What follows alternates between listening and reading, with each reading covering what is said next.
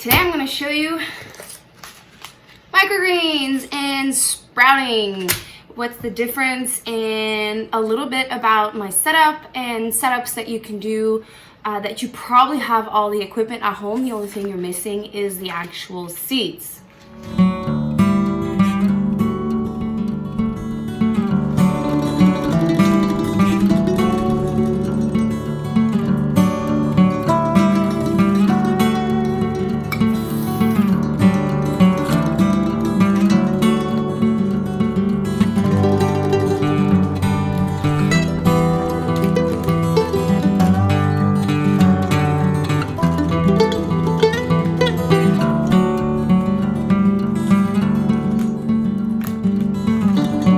Hello and welcome to Back to Basics Homestead. My name is Annie. On this channel, it's a homestead life.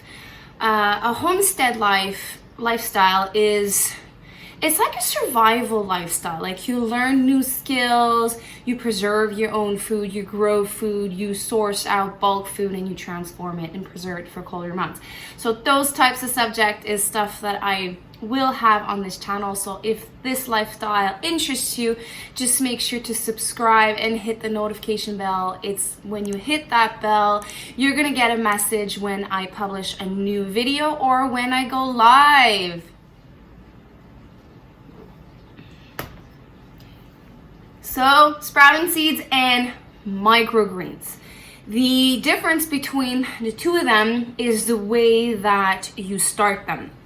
So sprouting seed is with water.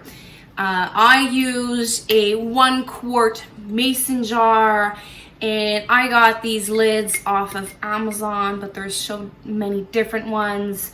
I like these ones because there's a feet on them, so I can just drop them like that, and when most of the water is out, I just leave them on their sides. But I'm gonna put everything that I'm using for sprouting seeds and suggestions, everything in the description below.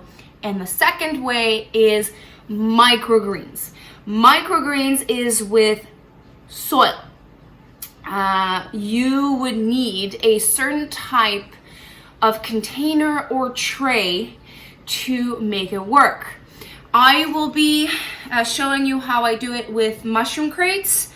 I've never done it this way, but I've seen people do it with mushroom crates. I've seen people do it with blueberry crates, raspberries. There is microgreen trays. This is a microgreen tray 10 by 20. I've seen now there's some that are half, and I also seen some that's like, I think they're 5 by 5s, and that you would put a couple in your 10 by 20 tray, and you would have multiple microgreens. You can have like 1 5 by 5 of radish, 1 5 by 5 of broccoli, and blah blah blah. So it gives you like the opportunity of having, like, in a 10 by 20 multiple microgreens going on. Or you can just lay your soil and have similar germination. Let's just say like beets. Maybe beets is 10 days, and then broccolis are 10 days. I'm just saying approximate numbers. I don't know them by heart, but let's just say the two of them have the same days to maturity for microgreens. You can mix those up and have like a mixed tray, but those 5 by 5s also are useful for that.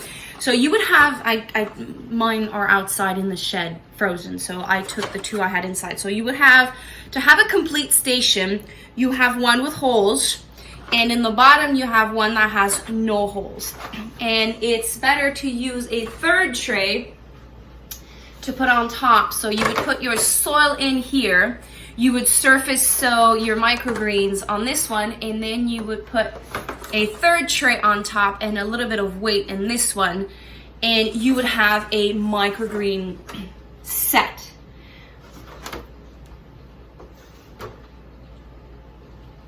So those are basic things that you would need to start either sprouting seeds or having a microgreen station. The sprouting seeds, I put them on my counter next to my windowsill. It's a like, this one is a radish. I use Triton radish. This one says 5 days. So I soak my seeds for 4 to 12 hours, and then I start rinsing these twice a day. I've made a video about this type of sprouting seeds, a full video. I'll make sure to link it in the description and over here so that you have like a full idea of how I did this.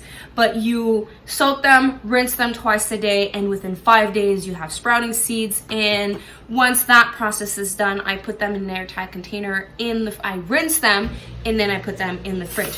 For the microgreens with the soil, some people still soak the seeds and some don't, so it's a question of preference. I don't have that much experience with microgreens. This would probably be like my 4th time starting it, but I want to share my experiment with you, the good, the bad, and the ugly with the 2 methods, which one I preferred, and you're gonna see it firsthand. So the good, the bad, and ugly is gonna be raw, uncut, and you're gonna have a good perspective of microgreens. I want to do beets. I think I'll do beets and Swiss chard. They say that this is 10 to 12 days and Swiss chard is also 10 to 12 days. And the mum sprouting seed I'm using, the one that has the red label in the back means it's with soil, and the ones that has the yellow is the one that you can do them in water. I've done radishes in soil, but I find that I have better success doing them in water for the radishes. So let's do this. Let's get our hands dirty. Last thing you need for microgreens is grow lights. You can probably get away with a window seal, but I find that grow lights is easier.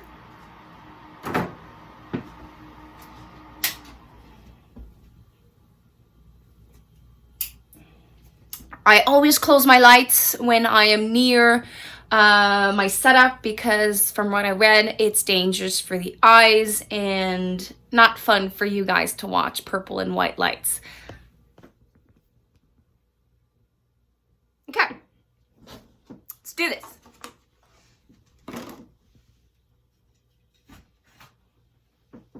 So I'm filling the containers with a bit of soil. The trick is not to put too much.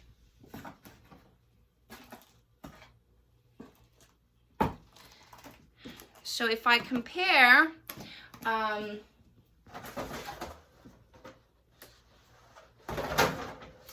so here you see, this is like, I would say not maybe an inch, 2 inch max. So I would normally fill my soil up to here. So this is what I'm gonna mimic in the mushroom crates. So a little bit more. I'm using organic seedling soil. Yeah, that's about it. Yeah, that looks fine. Now let's do the seeds. So I washed this tray to make sure that it's like super clean, and I also, I'm not sure if I mentioned it, these are freshly cleaned as well, and I'm gonna surface sow these.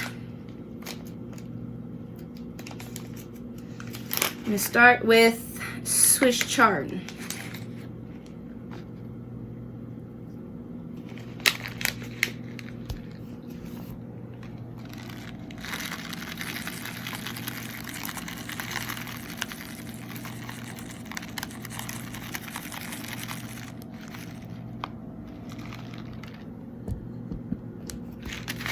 I know this looks like a lot, but microgreens, that's what it is. Like, it's a condensed way of sprouting the seeds.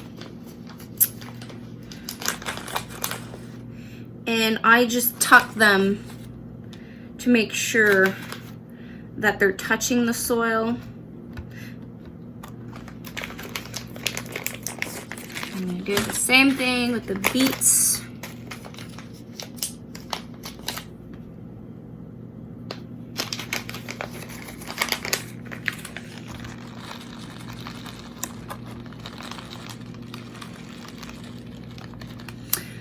I wish I knew what type of beets there was on my seed order, I placed 2 different types, but it does not say on the package. I'm gonna have to go back to my order to see which one these are, so that when we taste test, I can give you a good description.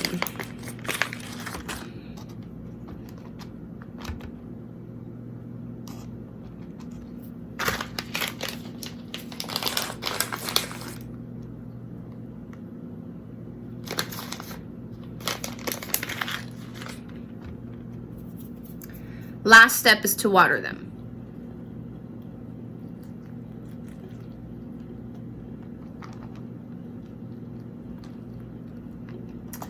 I'm gonna bottom water to make sure that the entire soil is wet.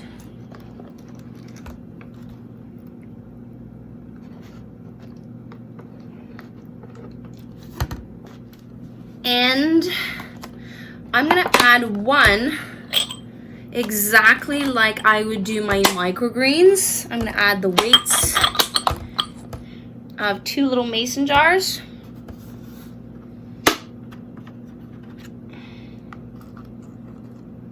Okay, this is not gonna work.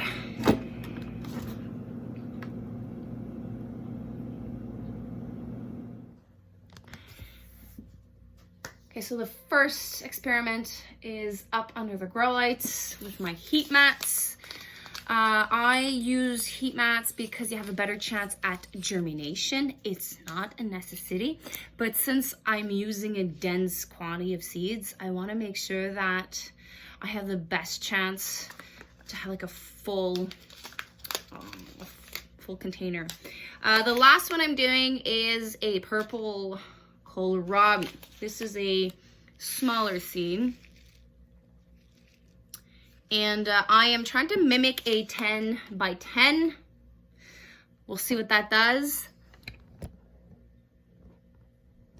because I don't need all of that all at the same time. I'm the main one eating microgreens, so let's see how this will go for me. So same thing, you denso. I know this looks like a lot. There is like an exact science behind all of this, but I always eyeball it and I always have a lot of success.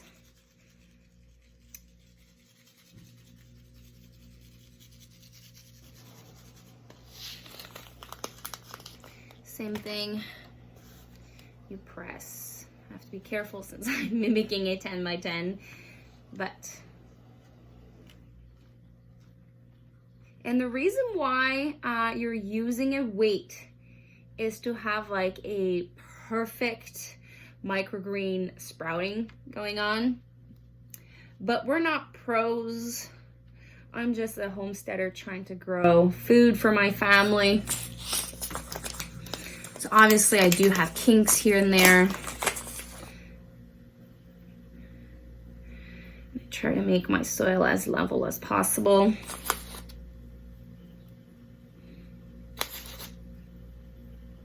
And I water it. Now that it's fully watered, I will bottom water it to make sure that the soil is moist enough. And I found my tray that has holes in the bottom, and I have a tray that has no holes. So 2 trays. The bottom tray has no holes and the top tray has holes, and I prefer bottom watering when they get big. I surface water when they're still seeds, but this will go quick. This says 10 to 12 days and I'm using heat mats, so I'm probably gonna be on the closer to 10 days than the 12 days.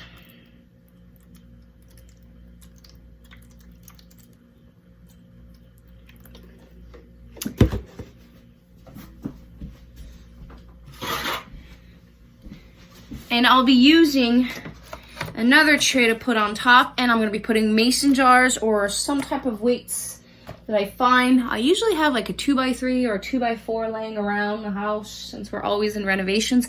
So I'm gonna put that here.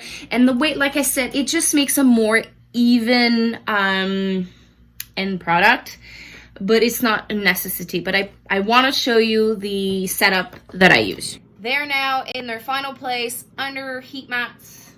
And I just use plates that I had handy in the kitchen because the 2x4s that I normally use is frozen in the snow on the balcony. So use what you have. Don't make microgreens or sprouting seeds complicated. Use what you have to like get a good perspective if you want to invest in a kit.